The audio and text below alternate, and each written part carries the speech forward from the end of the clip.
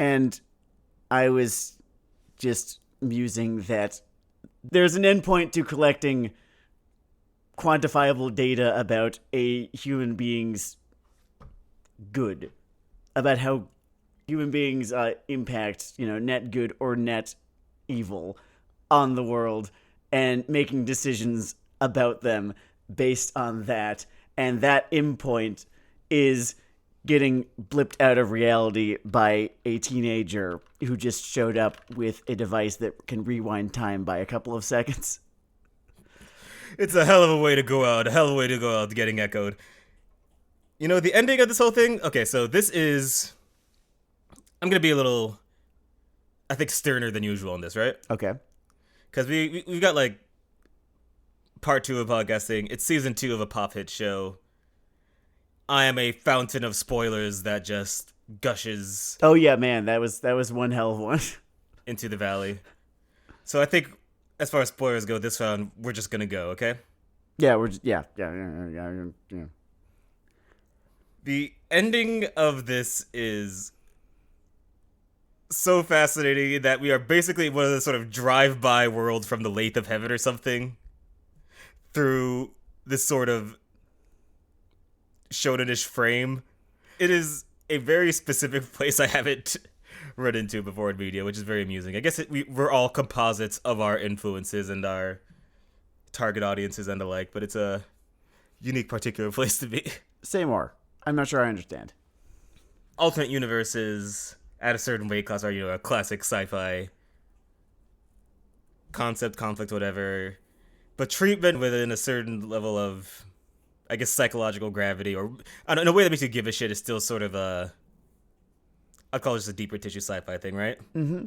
And that's very much what the last 3 of this are, including Echo's very good emotional time. Oh, yeah, the best episode of the series. Yes, yeah, correct. Or, for my money, the best episode of the series. And, you have the whole closed event circle with Victor and Jace, which will probably become its own reality snarl in the next season, either intentionally for good, or maybe that's the point where shit falls apart. I don't know. But...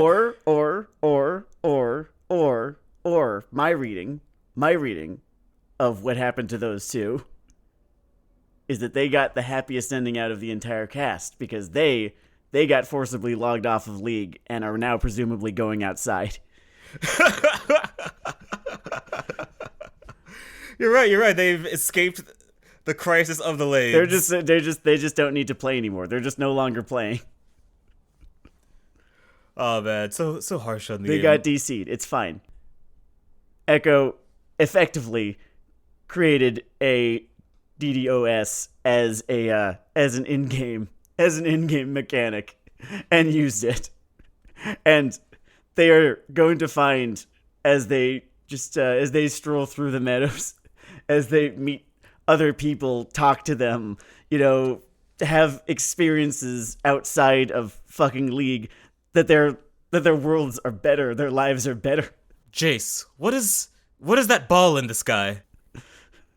Jace, these long-haired, soft creatures, what are they? I feel compelled that we must research them.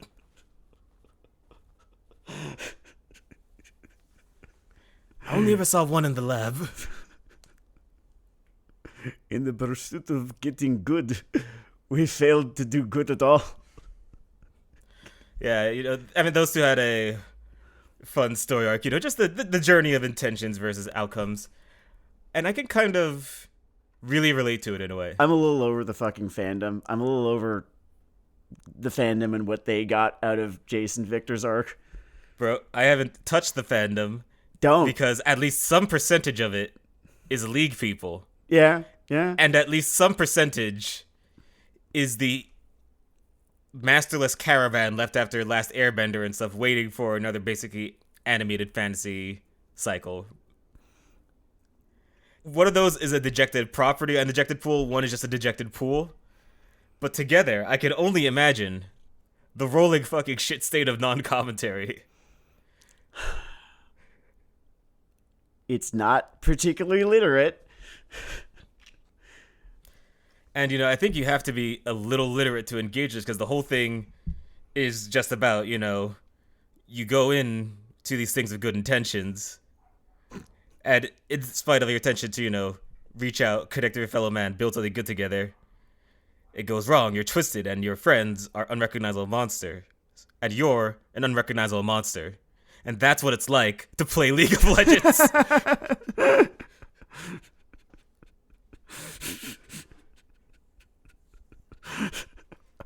That was what Victor's character arc was about, guys. If you want me to be more generous to them, I think a thing that can happen, and it's essentially the zombie curse of anything with a decent action axis, or I think this goes to some extent for certain stranger drama, romance, whatever. Mm-hmm.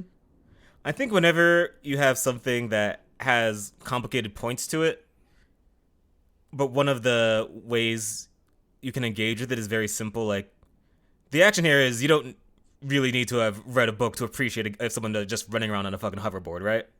No. That's just fun. And this is full of fun things of that. So I think that there is a door that's open, and I don't have a cure for fucking this. I don't have a cure. I don't have a prescription, because I'm totally down for simple points of engagement, and they are just part of the root of this whole thing. But while those doors exist, you're gonna get morons like ants. And man, are they fond of slash shipping? Yeah, it is a gate they can walk through. Whatever. If that's what you can do instead of read, then fine. At least you can do something. You're better than the critical drinker. Mental health is a serious topic, so I limit myself to 3 of these jokes a year. And I don't know if this counts for a last of 2024 or my first of 2025. But I am uncertain how the critical drinker moves through his place in the world without killing himself. And if he is looking for a pro tip on activities that might improve his immediate circumstances, I might suggest... Log off. Yeah, that's... Turn your TV off,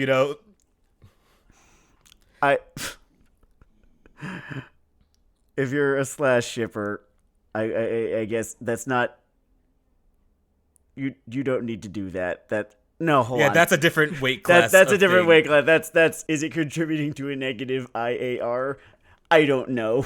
I'm not one to judge. It is definitely contributing to the Arcane fandom being like piss annoying, because God can, if I can just get a particular bug that I, as a bisexual man have had up my ass here for within Arcane's fandom, within many fandoms before it, specifically related to Jace and Vic, the characters, and how the fandom has decided to interact with them.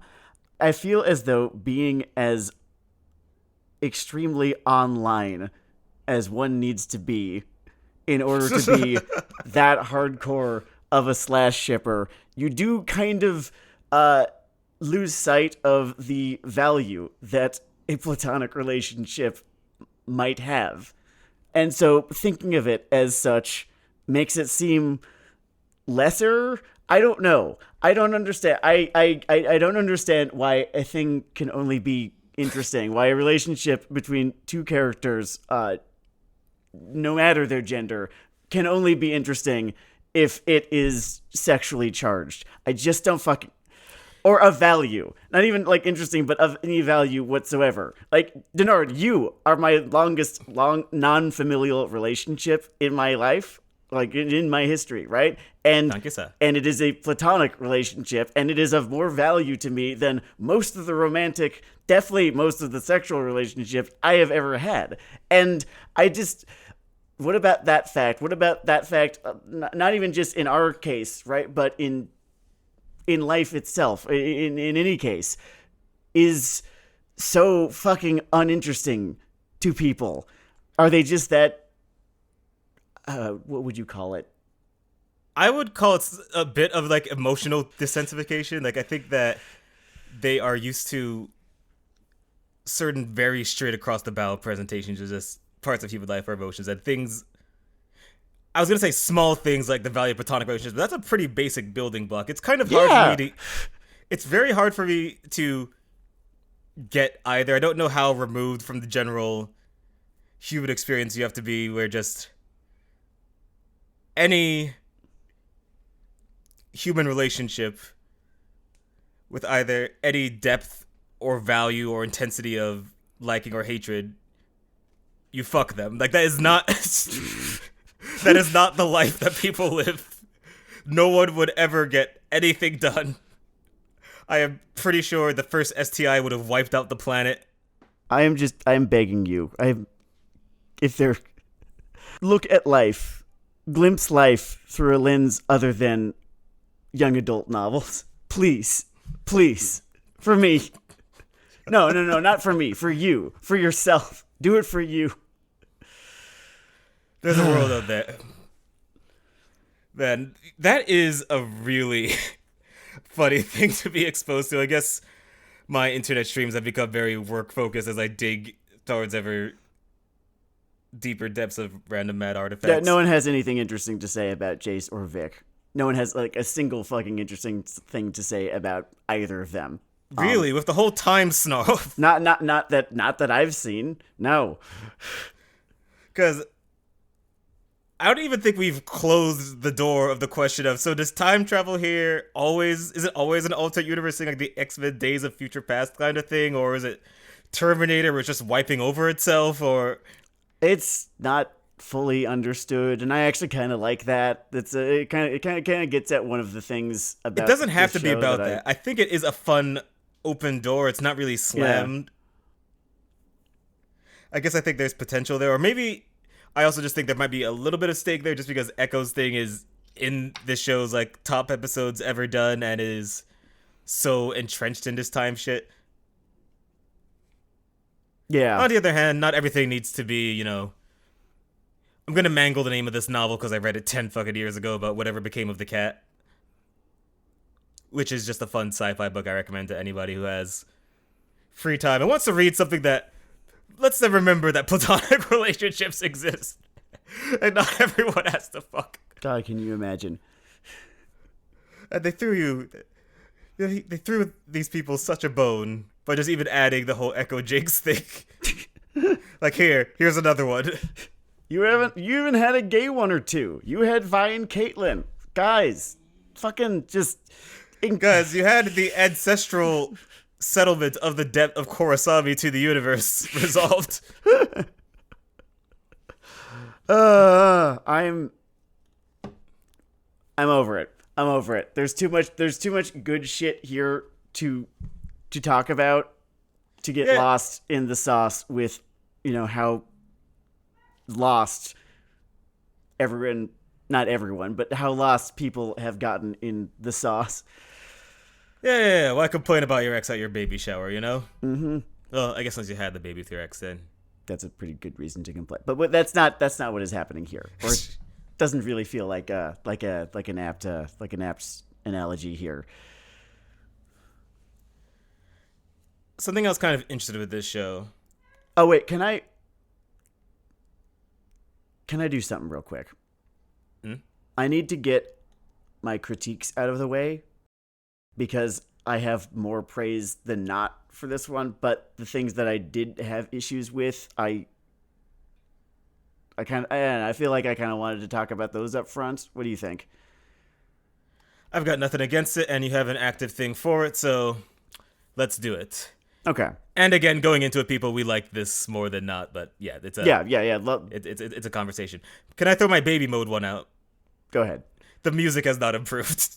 I love it.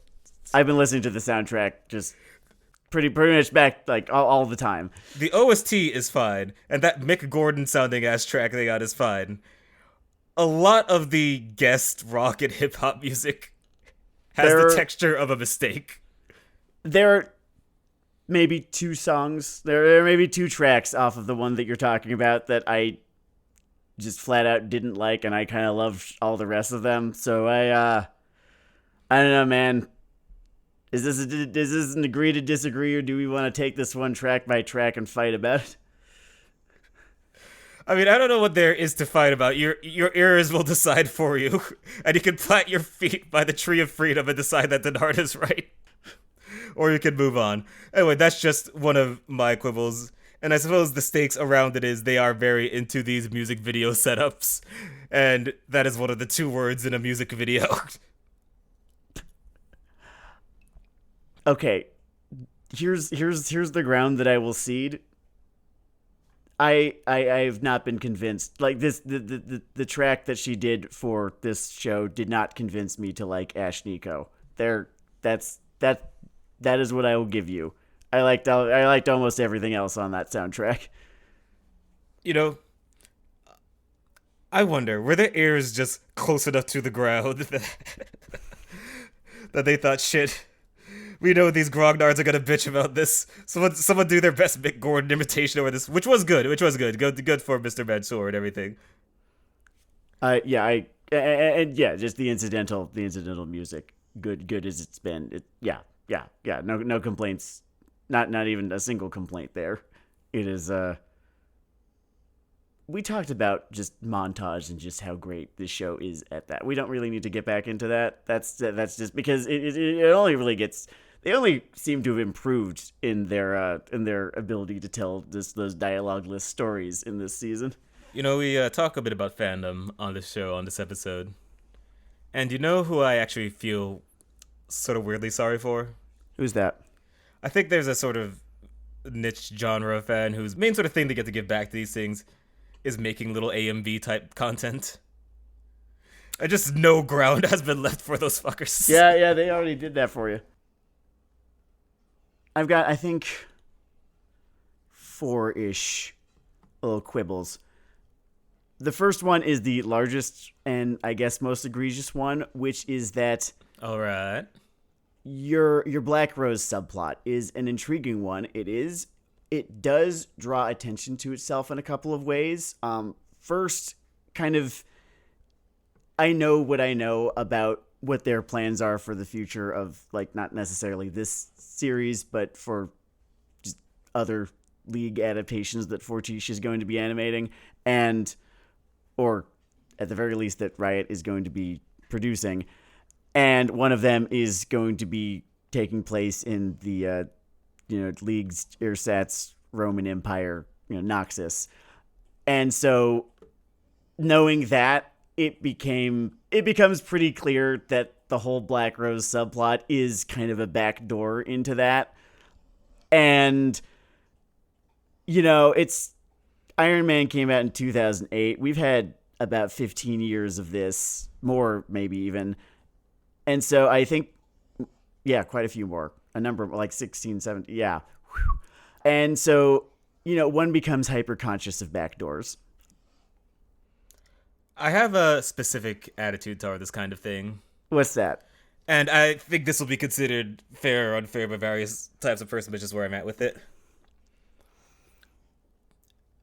The card I give or take away from all these things is I totally understand there is a business stratagem or even sometimes like a larger creative work stratagem behind a lot of these things. Yeah.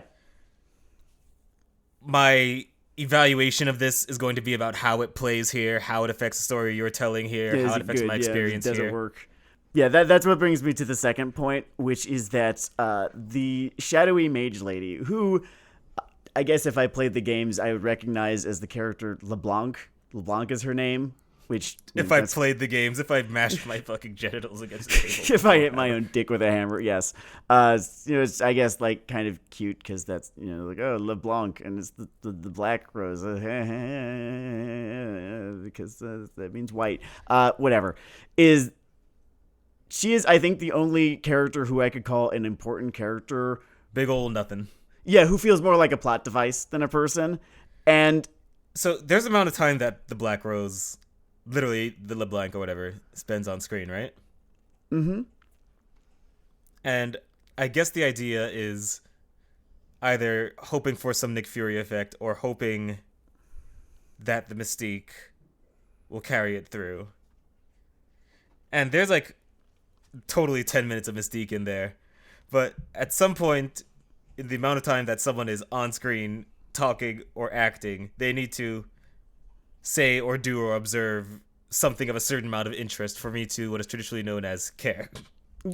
Well, the thing that makes it noticeable to me, the thing that made it so noticeable to me and thus made it work less than all the other stuff that they had going on here, is that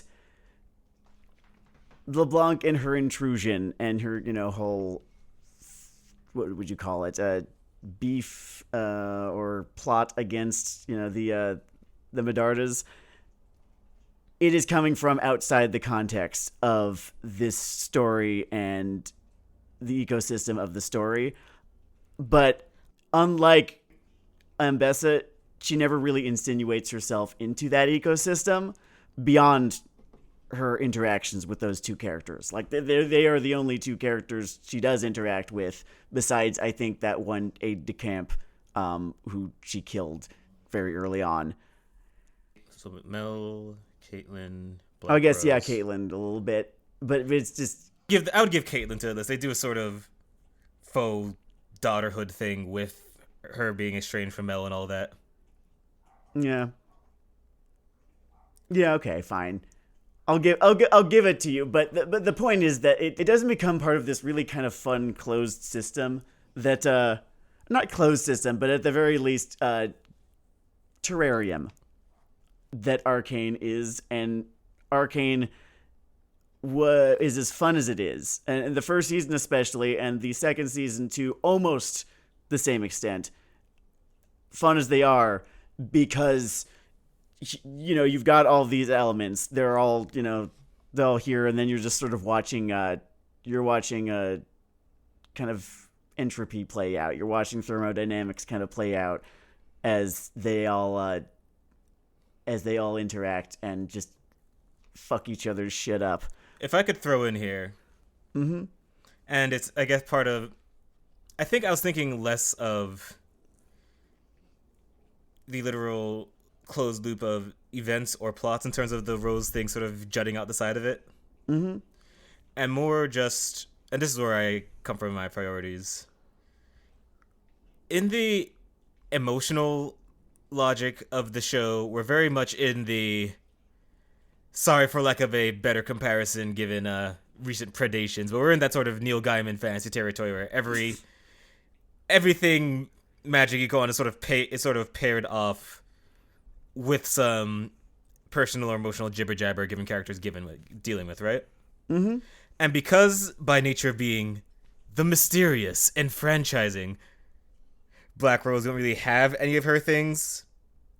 I'm not saying they'll never exist, but you don't really get too many points for that if they exist later because she's on my fucking screen now. Yeah, it's It sort of feels like something outside of the emotional logic in the show to just be the overarching evil blob.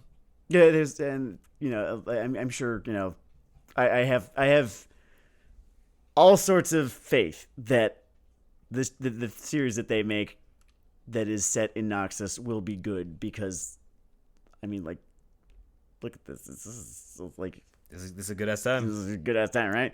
I have all sorts of faith that it'll be good. It is the but you can't make something that didn't quite work in retrospect, really. You can do it a little bit. You can sort of create a okay, all right kind of feeling, but you cannot really ever fix the initial sort of wait. No, that doesn't. Let's see. As long as we're getting through our human quibbles, and these aren't breakers, by the way. These are just me being something more than, like, I don't know, a yipping puppy that looks at their heels and goes, more.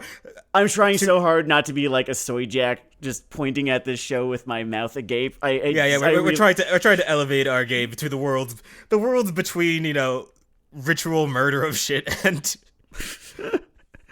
two things that sort of jumped out of me here. These are my little story doctor quibbles, so the only thing I'm really qualified to talk about in this world, other than fucking dick jokes, is,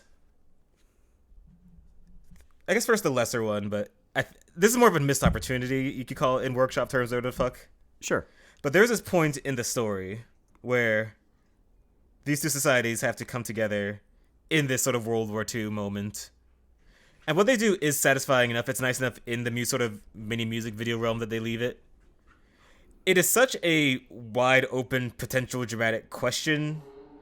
This whole unifying with the fucking Clockwork Army twisting it. I almost wish that that was something that was given its own episode instead of montage. Yeah. Yeah, I did like the moment itself, but I see what you're saying. Yeah, it's like it's not that what is there is bad Isn't done, but good. it's like there's so much natural dramatic heft. To me, that's almost a dramatic question unto itself. Like, if this were some fucking Disney War Machine thing, there would be like a series called "Uniting the Front" or some shit. For sure. Yeah. It feels more like it's not a plot hole, just a missed opportunity for some more pathos. Although I did get a lot out of just that little moment where they show up and are going to help, and it's without dialogue. Again, because yeah, it's like a big dramatic question. Like all the things that we have seen them experience together and to each other in this thing. I remember I was watching Has Been Hotel a little while back, and I ended up enjoying it quite a bit, more so than I was expecting to, because fandom, and it actually does. Though I did enjoy it quite a bit, I did have the odd quibble with it, which was there was a moment like the one we're talking about when the Zonites show up and have decided to help, right? But the one problem is that in Has Been there really wasn't a moment prior to that where they say no, fuck off, and really what I guess I'm doing is just presenting a counter argument here. I mean, fair enough. I mean, there is the outline of the whole dramatic beat, but it's not something I would call fully explored. Versus the amount of interest that is naturally there, especially because, especially in season 1, it is very much about this clash between these two nations. I get centering the conflict over the Arcane in the series, but it doesn't mean that the dramatic heft here, just isn't what it is. Yeah. Okay, I've got another quibble. Go on. Aisha is one of the most doomed characters I've ever fucking encountered in anything, literally fucking anything. And was it supposed to be a surprise? Was it supposed to was I just supposed to, was it suspense? Was she the bomb under the table? This cute little fucking kid who just selectively mutants and is this little this little sister character to Jinx. If her first line was "I have bone cancer that only activates near werewolves," I would have been more surprised in terms of me expecting them to sort of juke that in some way. And that's what I'm saying. Is it a twist or is it suspense? Right? It was 10 seconds of surprise and heartbreak created, or was entire episodes? I think when was she introduced? Like the beginning of Act 2 or the end of Act 1? Just whenever she was introduced up until the end of Act 2 of Season 2. Just was that all suspense, or was it just suspense for me? Because it's like, look. She's fucking doomed. She's dead. She's fucking this chick is toast. She is in the first part of a PSA about fire safety, just juggling matches. Just brushing her teeth of lighter fluid. I guess credit where it's due, right? Especially when it comes to killing off a character who has a disability, or killing off a character who is, kind of either, intentionally or not, representative of a group of historically marginalized people, right? When you do that, I think it is to have her retain her agency in choosing to die, in choosing to sacrifice herself, right? In choosing oh, okay, I see what's going on here and I'm going to step up, and I know that I am going to die, but this is important to me. It is not her saying to herself, "Oh, I am less important than this," in this case, able-bodied character. Gotta save the talkies. Well, I mean, most able-bodied, but for her middle finger, I guess, at this point. But it is not that. It is, this person is precious to me. This person is important to me. This is my sister here, and I would rather die than see her harmed, right? And it is that, and all of that comes across without her ever saying a word. And that is a little bit beautiful. And God, what a fucking doomed fucking child. I'm so sorry, Aisha. Just, did they tell you, like, on the way out, just, look at you. Listen, look at you. Mirrors exist in this setting. I think Aisha has seen a mirror and known, oh man, there's not a season 3 action figure of Aisha kicking around there. Like, I don't think I'm from the games, right? I'm not from the game. Oh. It's like, it's like, I'm not, like, do I have a quip? Do I have an infuriating catchphrase? You see, you just need to start standing near your gimmick in this setting, or you're not gonna make the cut. Speaking of the games, yeah, I'm done bitching about Aisha now. Ultimately, she was pretty well done. It's just, I was distracted by all the active speculating I was doing about how she was going to die. It possibly took a little bit of the dramatic heft from it. Oh, you're saying they're like, okay, what's gonna happen? It's like, Ambessa gonna field punt her for heat, or she's gonna hear the words "goal"? Okay, I have a certain imagination. Jesus Christ, your turn. I'm gonna give the source material a little something here, because it gave me a metaphor for something. Believe it or not. Because in these fucking games, sometimes they have a thing called jungling, right? Here's why this matters. Oh yeah. I just had someone just told me what jungling is. Why the fuck would you? Okay, go ahead. So jungling is when one member of your team just runs off to go play a different game for 20 minutes. It's just the fucking Diablo clone out there fighting monsters, and your team comes back for some economic benefit in the last 5 minutes. And that's actually really useful, because it turns out that Mel's entire subplot is about juggling. Like, Mel just gets a text in the first half of the season. Goes, oh shit, guys, I gotta bounce.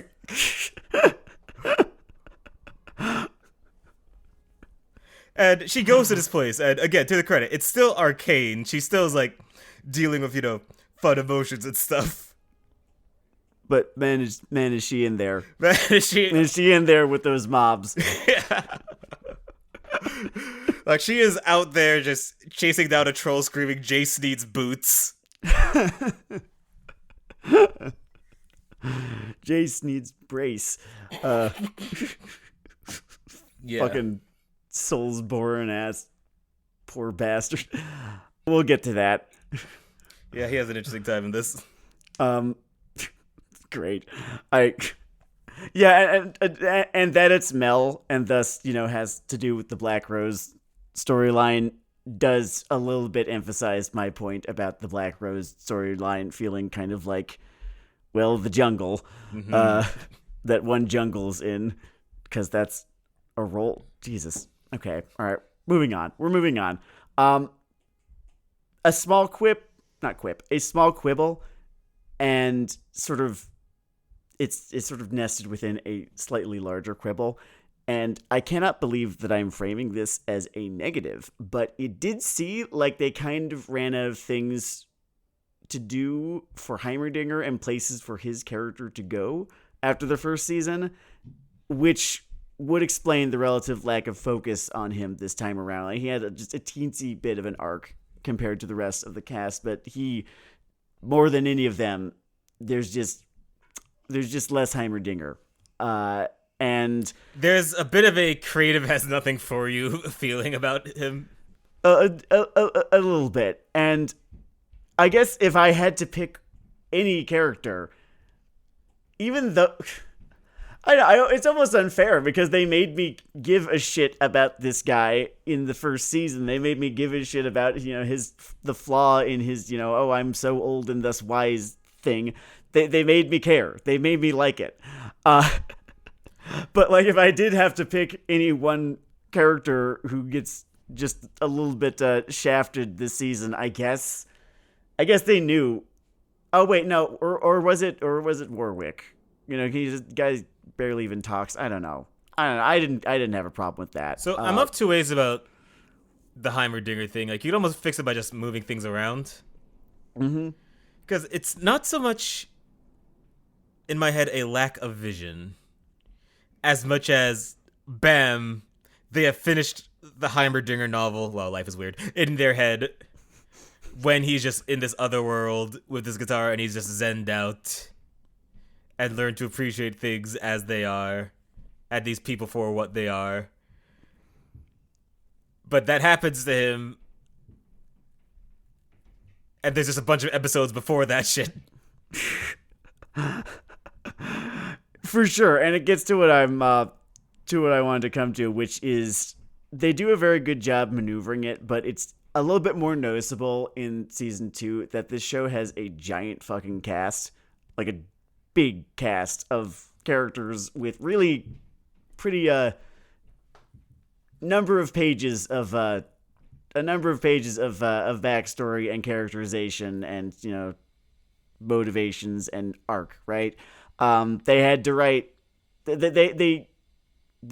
It's overstuffed to the point where they had to really just write Jace Echo and the aforementioned Terrier out of the thing for the whole second act, and elegant solution, but you do feel draws attention to itself. You do notice it. You do notice it's like there's a lot going on in this season, isn't there?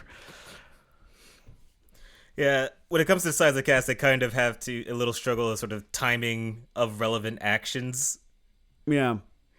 But we do get the Echo episode out of it, that is very nice. I would take that shaggier version that achieves that. Or maybe like a more balanced and dull product. It has a funny impact on V, whose life has sort of shifted over to trying not to die in a lot of these critical junctures. Which real, but real. I get it. It's like she's just trying not to die and make Hinge work for her. Okay, speaking of Vi, I actually have a thing that I thought was kind of brilliant because I'm out of shit to talk here. I'm not really Okay, so this is normally where our spoiler flag comes down. I guess is where we're gonna just put the fan club flag up. Yeah. Yeah, it's just... If you hate this shit due to the stench of League hovering over it, enjoy your talking points. I am now going to go into the field of sugar. And we are going to get so fucking hyper. So I like decoding things, right? I like deducing things. I like solving puzzles. I like figuring things out. I like looking for clues and shit like that. Cereal boxes are made for Sam. Yeah, I love that sort of thing, and I'm always really impressed when a show can pull a fast one on me, and I don't want to come off as insufferable when I say that. It's just I don't know. I have self-esteem. No, I've been just reading shit and watching shit. A lot of it all my life, and I've got like I have a pretty good eye for when a story is signaling like a thing to me or not, and so or when a show is going to do something because like I found these are the things that I have found that point to that thing happening, right? Except sometimes a show can know that there are smarks like me out there and throw misdirects at us. And this one was fucking... I was God, it was great because they made me think that they'd written a shitty love triangle to distract me from a twist about a character secretly being a spy. And I just sat there.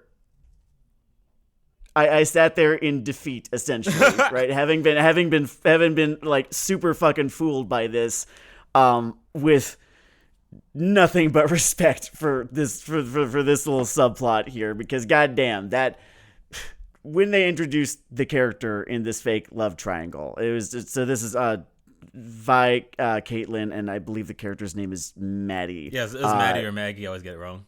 The redhead.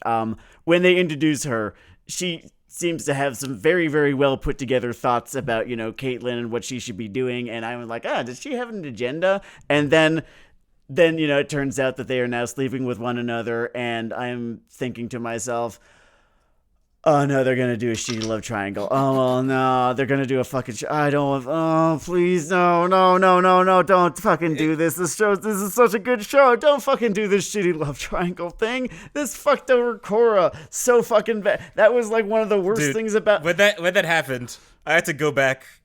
I had to go to my basement, right? Or keep my extra stuff, and I had to find the little Japanese short sword I was originally gonna indulge in when I first saw Jinx.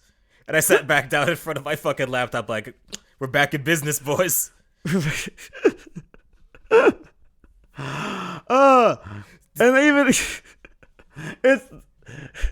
they even have Vi say out loud that she does not give a shit about Maddie's presence in all of this, as if to kind of gloat at me a little bit. And you know what? They've earned it. That's nice business. Just taking a victory lap on not doing your like stupid fucking. Sorry, man, if you there are not many ways to make a love triangle anything but annoying. It's a thing. As long as we're comparing the development of plot arcs to this to other things, and I think I took the wrong direction because I got wrapped up in the alternate universe thing in this comparison. Mm-hmm. But I think that when I look at how the Jason Victor thing winds up with these just versions of two people influencing each other and how it delivers the finish on that, it reminded me of like the finish of like one of the better Foundation kind of books where everything has been about this one point this whole time and he's been thinking about this whole time. I know he has a reputation for those books being less about people, but whatever. The way it plays those elements here, I was very impressed with how that landed. And I just also enjoyed it a lot. Did you expound on that? I mean, it takes this big thing, this like manipulation of reality, of these worlds, of the destinies of these societies. Mm-hmm. And it just makes it about this little thing of these two who want to achieve everything and don't quite perfectly understand each other yet, but think they can do it and they're so close.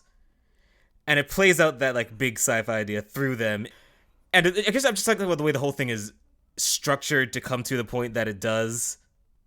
It's one that you definitely can call. It's not necessarily a surprise, but it's done in a very satisfying way. Like it makes me happy that I went through the ride of this season. I'm with you on this, yeah. And it's great in the way that it's like everyone sort of has, their arc within this season, and they had their arc within last season, and then they have got their overarching arc within the two acts or the two seasons. But there is, there's what's happening on the page here, right, with Jace and Victor and their discovery that changes everything and ruins everything, right? Mm-hmm. And there is kind of that's just the events, as they are in the script. And then there is the really,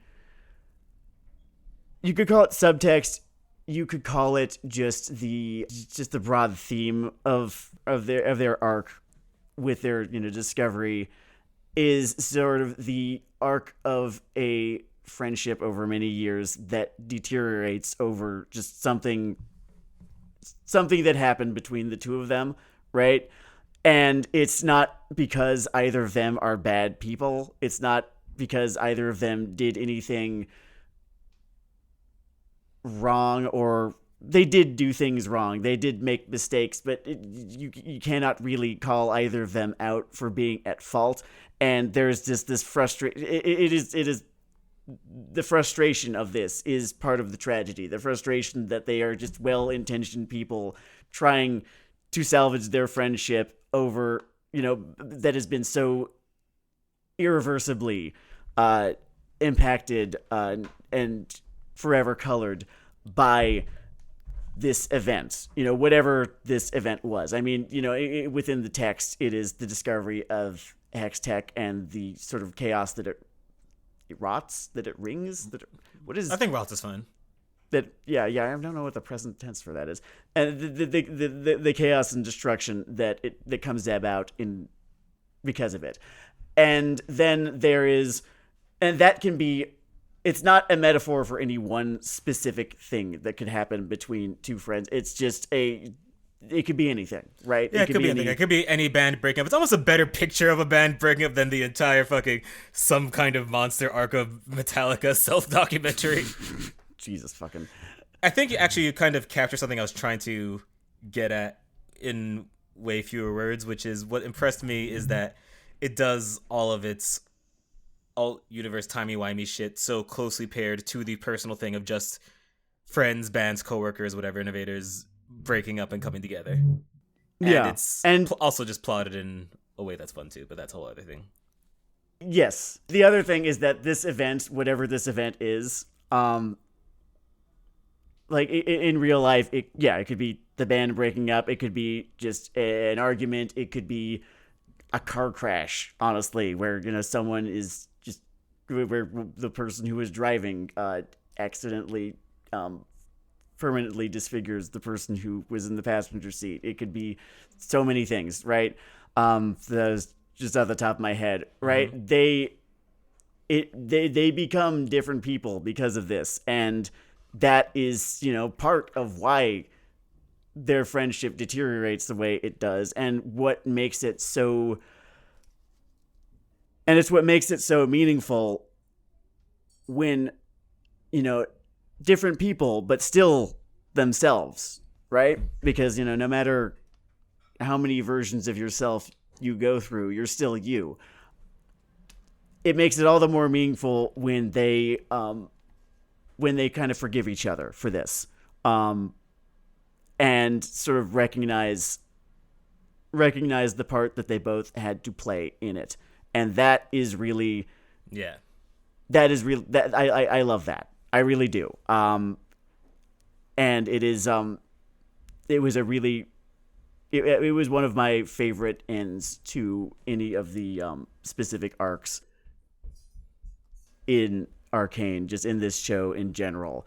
Just that mutual forgiveness, that mutual sort of not necessarily like, oh, we're both to blame, we're both wrong, just like it's okay. It's okay. Just to the next thing. Yeah. And honestly, if you reach a certain age, you do that with I don't know, the friendships in your life at some point, or at least you do it multiple times even, and it spoke to me quite a bit. That was very much quality. I should probably touch on other plot threads because I've just been talking about... I feel like my contribution has pretty much been about them and Mel being on an island. Oh, Jason Vick. I mean, it's like... I guess this is also the peak of their thing. There's a peak of their thing, and, I don't know, they're bros. We are given to identifying with them, That is a point, though. No, I'm not sure we really have anything where one hard-driving lunatic might push the project too far, but let's... Live, Sam! We've got to do Weeaboo Hell live! The people are hungry for it! I'm part of people! I've only booked 2 conventions. You'll live with it. Oh, man. That is some good business. In trying to make a great podcast, we failed to make a good one. God. Something I just want to note, it's something I talked about at length I remain impressed just given the concept and the aesthetic and the tone of what Jinx is, what they decided to go for and double down with. That it is just working and it continues to work. Never, like, there's not a single moment in this entire series where Jinx is annoying, even in the slightest. I don't know how the fuck they did it. It continues to be miraculous. I mean, I was joking last time, but I think a big part of it is just they looked down and thought, what are the things that would have to happen to you? What is the context where this would be A, sensical, and B, you could be like a cool person? Yeah. Like, the input is at least there. The Echo World powder thing almost underlines how much they thought about it, because, oh, here's what this person would be like. Oh, man. Fun fact that Sam weeping sounds not unlike a fire alarm. It confuses his neighbors in moments of great drama.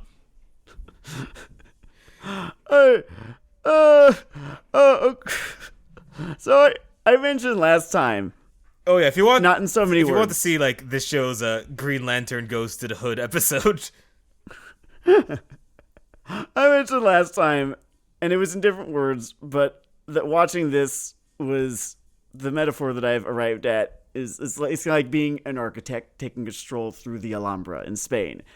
All the pathos is not necessarily lost on me, but I was too impressed with the quality of all the writing and just the craft on display here to be, affected by it in the way perhaps intended. Mm-hmm. And small thing. And this, the only exception is Echo. The only exception is that one Echo. Hit you right there. That one got through. So that one got the fuck through. Since we're getting to the episode, a small thing I do want to do, just because there is a person that will listen to this and not watch that and might need a little bit of context. Yes. The thing that happens in this episode, we've been through like this whole, essentially in the arc of a fantasy thing, we're like past Helm's Deep in the whole arc of events. A lot has happened. Yeah. And in this one plot thread, there's this whole time travel thing. You don't need to get too worried about the details that comes in. But how it plays out dramatically is that a character finds himself in his shoes in a world where almost all of the tragedy that has befallen his nuclear set of people didn't happen or played out differently. Yeah, there was a tragedy that happened, a lesser tragedy as it turns out. Or, I don't know, that depends on your perspective, because several characters are dead in this alternate timeline who are alive in the main one.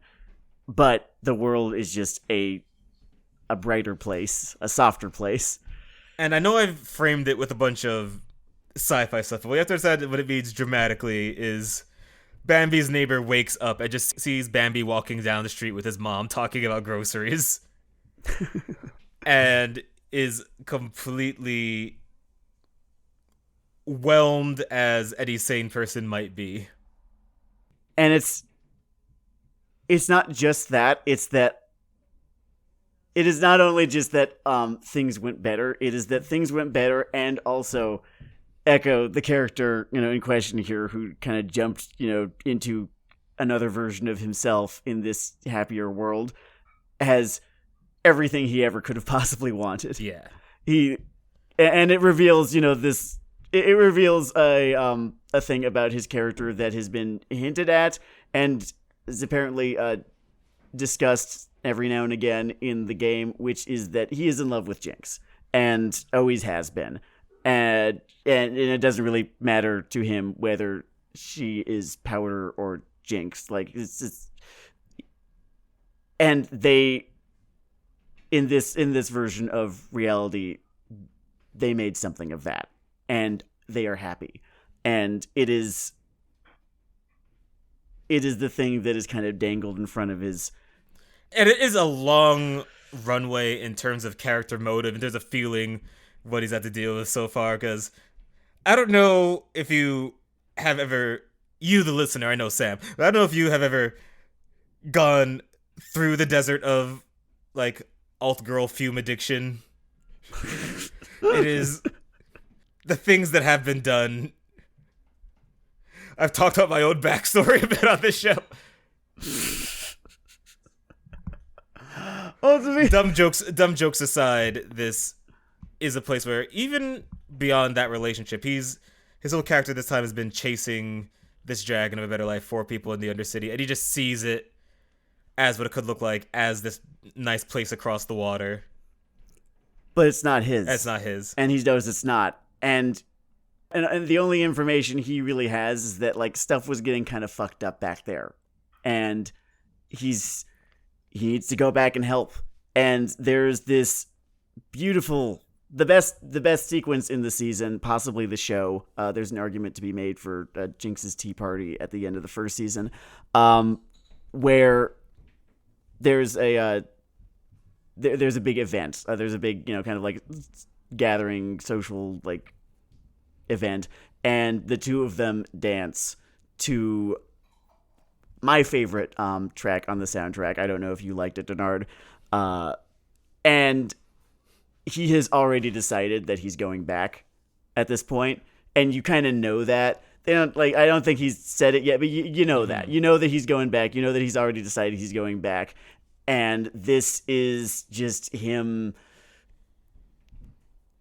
It is him just having this kind of this one night, living out the way that things should have gone if this were a kinder world, if there was any real justice.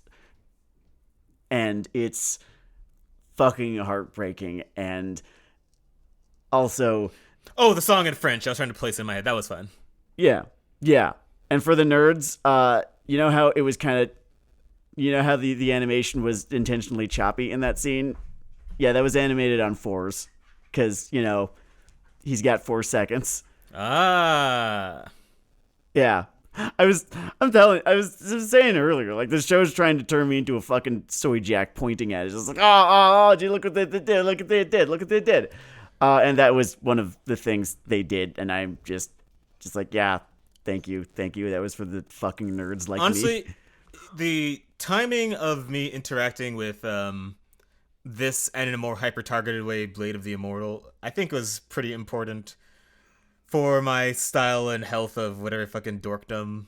Just because it reminds me that things can and do reach me on a certain level, and there's a reason I am into all of this shit. Yeah, it's for every, well, not for every, but for every for every 15 2D seduction, what the fuck is it called? I don't know. Two-dimensional seduction. Fun fact about our production, I was totally wrong when I corrected you on the title. It sounds like a bit, but I was just being dumb. That's whatever. It's I don't really care about getting that thing's title right. I don't. I pretty much papered over. It is of no consequence to me. Every time I hear that series' name, I've sort of papered over it with V's Fun Time Bridge from the first season. I do have fond memories of the Fun Time Bridge. Another thing that there's this scene early on. Caitlin has just lost her mother in what would you call it? The rocket attack, bombing, whatever. Because everyone keeps calling it Jinx's tea parties, I call it Jinx's dessert. Yeah. Caitlin has just lost her mother to Jinx's dessert that she delivers to the Piltover Council via I think it's called fish bones. No, that's the name. That's the gun has a name. It's called fish bones. This is fun. And watching Caitlin just. So I've gone through some stuff this year. I'm not going to get into the specifics of it for you listeners, but just that's some autobiometry. You got to charge for that shit. Yeah, I am. You can come find me and ask. But Caitlin explicitly calls out that she understands, right? She now understands how grief and anger can control a person, and says that she does not want that to happen in her case and is going to make sure that it doesn't. And then it just fucking does, because grief is stronger than us. And that's, oh man, it's just such a like, that is such S-tier understanding of how people are. Just like, oh yeah, this is this thing that I'm not going to let happen to me. This is this thing. Like, I understand. Like, I understand the shadow that this world casts on you, and I am shadowproof. In fact, my intentions are better. I'm just better than the last person to try this, and I think we're about to S rank this A+. And then, and then you crash out. And then you crash out. Yeah. It seems that Caitlyn just got really into drill music this season. Yeah, you spend. What is it? Maybe you spend a couple of hours, just trying to be this version of yourself who handles this the right way, and then it handles you. And fuck, Caitlyn got her ass handled by her grief, and that is exactly what fucking happens. Like, the actions that she takes, like it's just a smart idea to just make personal what can send someone towards a certain style of authoritarian spiral, while also pairing it with, the wider fantasy, because, she does have Sidious whispering in her ear. But instead of vague stuff about her darkness, she's just whispering, dead mom, dead mom, dead mom, dead mom, dead mom, dead mom, dead mom. Oh, she's got a point, it's like, I've done my research. Very dead mom, super dead mom. The most, but yes, its handling of grief is very sharp. Caitlyn is probably second place from Jinx in terms of characters whose shtick I could just easily imagine myself glaring at the ceiling, waiting for it to cave in so I can leave this film in another property. Yeah, I think Caitlyn is the character who I ended up finding the most identity with out of all of them. Although Echo, just through what he does, and what he ends up being my favorite. Just the Caitlyn is the one who I'm like, I get it. Yeah. Echo, I mean, it's something you kind of see in these shows. It kind of reminds me of sort of Community's relationship with Abed, because I think sometimes what happens, and this is a good thing, I'm not like dissing its relationship with its other characters, but there are characters where you can see like, oh, okay, this is, their technique, their understanding of craft coming through or whatever. And then there's like a few characters where you could see it's almost intuitive for them and they get what they're doing with this one. Yeah. And he has that feeling. Yeah, he does. Do you know what his first line is when he appears in one of the first couple of episodes? I'm paraphrasing a little bit, but he says, give me just a few seconds. Yeah, they just start to goddamn finish with this kid. Something I have to give this. And you know what? Micro quibble, just to prove I'm not a total fanboy.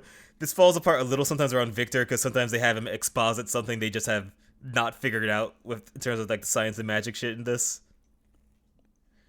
I don't have the same problem. I can tell you my reasoning, or I'll let you finish. But the thing I was just going to say is, do you remember that rambling about like how you can just go fast and loose with a lot of this fantasy action shit a la your Chainsaw Man? Yeah. Just a straight execution of all this. Hey, Seth, how's Hex Tech work? It just works. It just works. And you teach people how to read your story. And I know a lot of you would get a certain branch of Sandersonian joy from a diagram on the Hex Tech molecule that would slowly lead to me putting that aforementioned, I was talking about that good show only making 3 suicide jokes a year. Clearly a lie. Clearly just fiction.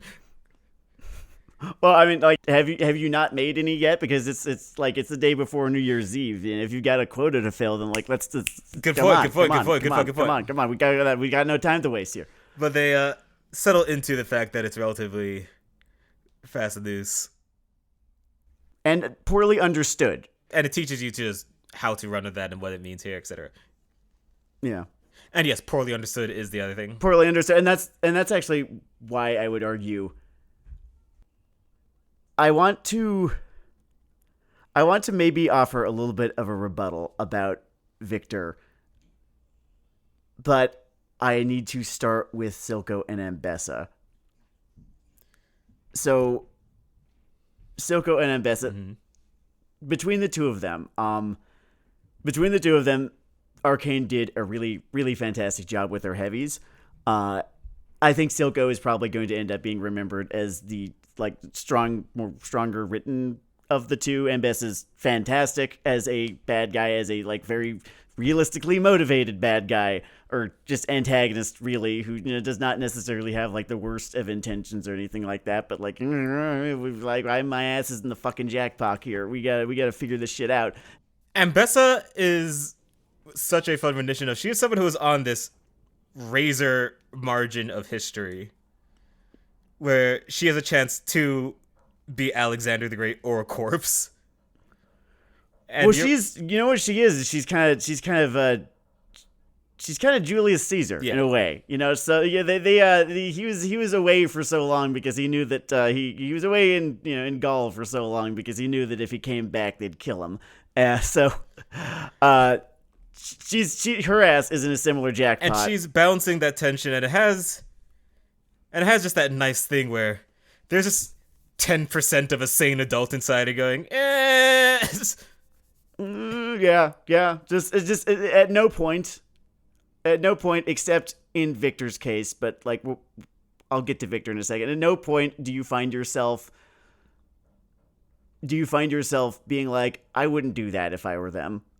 Pretty much every single character, you kind of understand that if you were in their position, you would be right the fuck there, and that is it speaks to how, I guess, egalitarian the show really is. They're the villains, Silco, Mbessa, later Victor. Well, actually, no, not Victor. Again, interesting exception. I thought they're both powerful. Sure, they're both powerful in terms of just being bad guys, but they're not and I'm not saying this is bad, but they're not Darth Vader. They're not this monolithic bad guy that must be defeated. They're not this end goal, right? They are just as much a part of the cycle that they kept talking about as much as everyone else.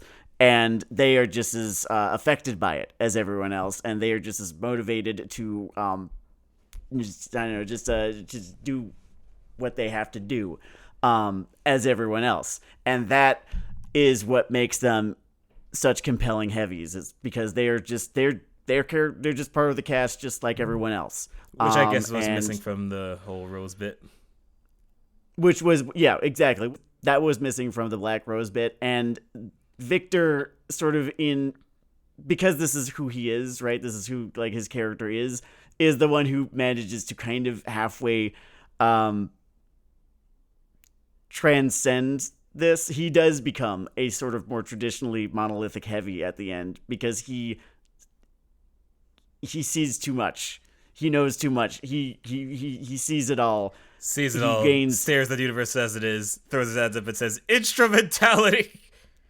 Yeah, and opts out. He opts out of this. He opts out of the cycle. And I don't know how much he truly does understand the poorly understood nature of the arcane. I think that is less than a complete understanding, because the other great thing about this show's egalitarianism, in terms of just the characters and where they're at and just how they're all just kind of just in this, is perspective, and how you don't really understand things any better than the characters do.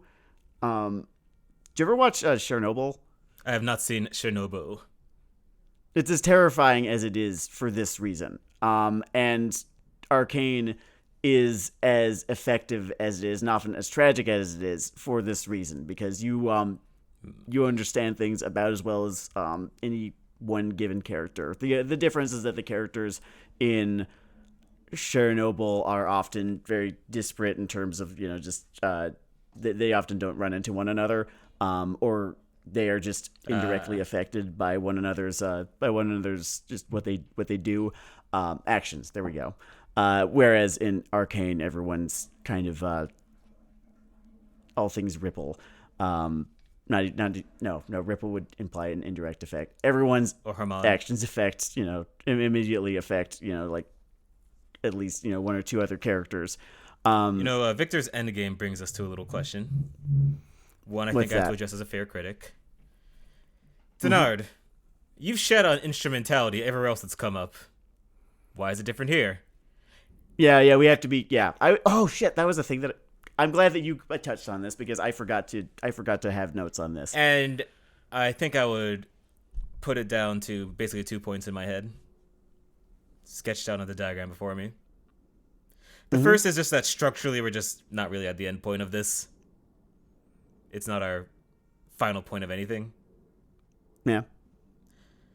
My second thing would be, and I've done a bit of research, I've cross-checked my notes. I like this, and therefore it's good. So it's good when it happens here, and in Naruto, it is what the researchers call cringe. So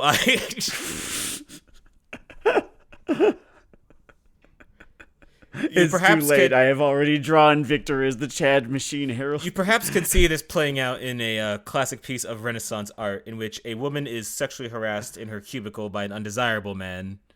And then the Chad Victor comes in. Hello, Shonen Resources. Also, honestly, if I were to go back to instrumentality being sort of a general Eva crib, what's sort of different here is that this and Eva just do have a lot of more personable human pain kicking around. And that kind of makes the entire theme of the instrumentality thing more relevant to whatever the fuck's happening. Whereas most of the time, it's just in play because. Yes, and it also is not just a hard right or left turn for Victor as a character. It does feel like the sort of logical conclusion of his pursuit. Mm-hmm. He even talks about it. Even talks about how the end of this pursuit is just this sterility, and he realized how wrong he was to have arrived there, and the value in individuality and imperfection, and that's so much more interesting than darkness. Yeah, it's just it was not an end unto itself. The way that it was used in Naruto, where it's just like what sounds bad but also cool. Yeah, that's a. They used it as a means of exploring that whole idea behind Victor and his arc and just his character in general. And so I had no problem with it. Very fair, very fair. And you might even say I liked it. If I were to make a final point on the difference between Victor's instrumentality and various other ones I have shat upon, in the first panel in the cubicle, you can see the man making the offer is he lacks social grace and is unkempt. Whereas you could see in the second panel, he is extremely well groomed and also tall. I think we can all appreciate a bit of that in our own lives. I think the panels were reversed. I think our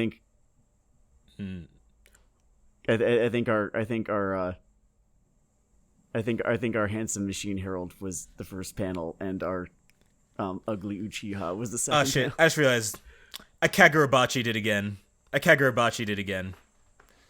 So there's lots of shooting and explosions that I like in this too. It's one of its sort of three big things in the first fucking place. Yeah, right. Yeah. A girl fights a werewolf. That's pretty cool. I enjoyed cool. The girl fighting a werewolf. It was her dad, so it meant something too. Which I guess goes back to the characterization, because you get thrown by your intention. Damn it! It happened to fucking get. They keep beating me like this. Okay, a girl fights a werewolf. That's good. A lady has gambling powers with her arm. That's funny. That's fun. Harley plays the song from that one video. That's an also effective funny. Joking man brings up their Joker blimp in the middle of a battle to shoot Joker gadgets at people. That was cool. That was cool, yes. Without any of the tiresome baggage that sometimes comes with that. Nope. You even cheered for it. They made you like it. Yeah. So all of that usual stuff that normally just brings you to the fucking weeaboo zone is in the play in the first place. It's there, and it's great, and it all works really well. There's what else is there to say about it? Mel has Raven powers now. That's always fun. That's all. And it's fun. uh, I'm I would be remiss if I did not mention what I think was probably the best. Okay, between the two of them, is it what is the best action set piece from this season? Is it the fight that Vi and Caitlyn have in pursuit of Jinx, or is it Echo showing up with a clock that goes backwards and or is it when Echo shows up with what Victor calls a machine that should not be? That is a great question. If I were to say just as an action sequence in The Void, I would have to give it to the first one, just in terms of framing So one generates a lot of drama within itself very effectively. That would be the face-off with V and Caitlyn and Jinx. And I think just as an independent effort, I would call it more of an achievement. The Echo thing is still well done. It is sort of a victory lap for what they have achieved in episode 7. Yeah. Yeah, it's a... that one is benefiting a lot from context. It's good to build that context. It's not a knock at it at all. But if I'm comparing these two, I think the first one just achieves more on its own as a thing. I feel like I want to give it a little bit more credit than calling it a victory lap. I would call it it would have felt like something was missing had it not been there. So I would what would you even call that? It was just the final piece. It was the final like I guess you could call it telling a story. Yeah, I guess you're still allowed to do that.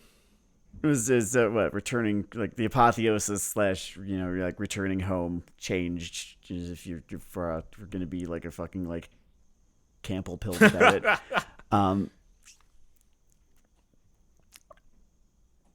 So all I have left is just going down a list of little fun little details in the second season's opening, which I kind of don't even want to do, because it's just I've embarrassed myself enough with just how much I openly adored this fucking thing and have been just talking about it. I bought some fucking Fox News fair and balanced shit to this episode. I went through a half an hour going, in frame 7 of episode 3, they had like a bad rapper over that, and I'm like, wow, guys, what the fuck are you doing? Get on the fashion train. Learn to. I bet your Spotify Wrapped is terrible. Please give me more. No, It's a good show. It's a surprising show. I'm glad we have it. And it's on Netflix, so enjoy it while you've got it. And 2 thumbs up. Probably my show of the year, just especially because Blade of the Immortal has a weird relationship with sexual assault. I know it's kind of fucking, I don't know, but yeah. So I think with none of those merits, I would have to give it to this one. It does, yeah. Much as I loved Dan to Dan, and I did. Much as I loved Rama 1/2 and their new version of it, which I did. Much as I can't actually. It would be unfair. It would be unfair to count One Piece as a 2024 show. It would be that's no. It has too much of a leg up. It's a 1999 show that is still ongoing.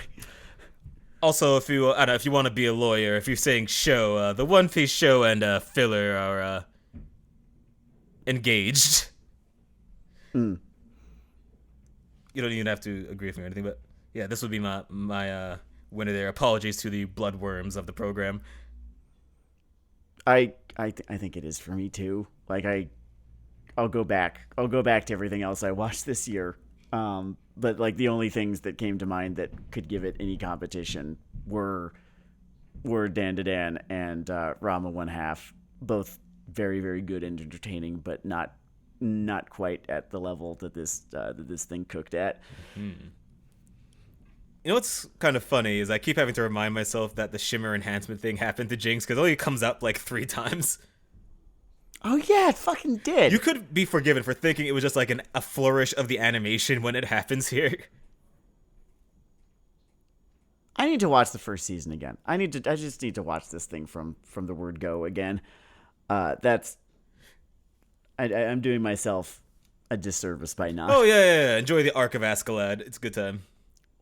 Yeah. All right, everyone. This has been Weeaboo Hell. Thank you for listening, Sam. Thank you for being here. Absolutely, it is indeed Weeaboo Hell.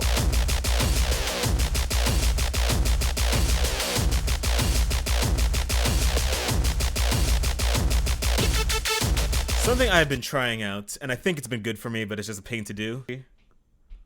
Oh, is that what you're doing? Yeah, just now? I'm doing it just now, and I think it actually, I don't know, it makes me more keyed in. I do like it. The problem is that we're schmott guys. We have plenty to say, so. Oh yeah, it's we are 2 hours or just about 2 hours into this particular track. Yeah, sorry, I found it very difficult to shut the fuck up. What else is the pod for, brother?